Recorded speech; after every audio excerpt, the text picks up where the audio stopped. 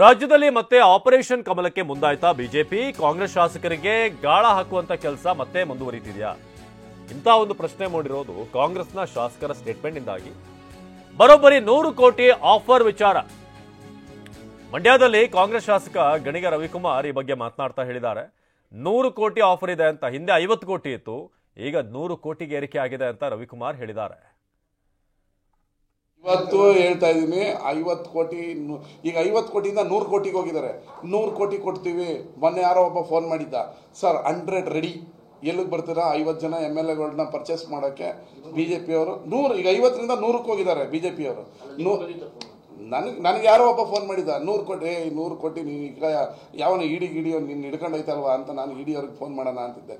ಹಿಂಗೆ ದಿನನಿತ್ಯ ನಮ್ಮ ಸರ್ಕಾರ ಬೀಳಿಸ್ಬೇಕು ಅಂತ ನೋಡ್ತಾ ಇದ್ದಾರೆ. 50ರಿಂದ ಈಗ 100 ಕೋಟಿ ಆಫರ್ಗೆ ಹೋಗಿದ್ದಾರೆ.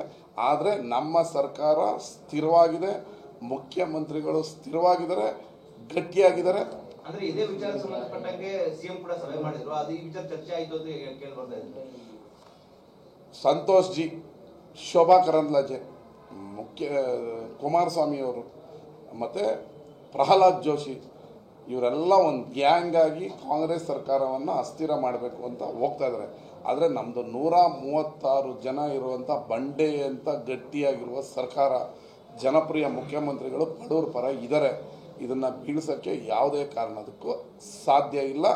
ಆದರೆ ನಮ್ಮ ಮುಖ್ಯಮಂತ್ರಿಗಳು ಹೇಳ್ದಂಗೆ ಮೋದಿಯವರಿಗೆ, ಅಮಿತ್ ಶಾಗೆ ಮಾತು ಕೊಟ್ಬಿಟ್ಟಿದ್ದಾರೆ. ಇವರು 5 ಜನ ಸರ್ಕಾರ ಬೀಳಿಸ್ಬೇಕು ಅಂತ ಓಡಾಡ್ತಾ ಇದ್ದಾರೆ.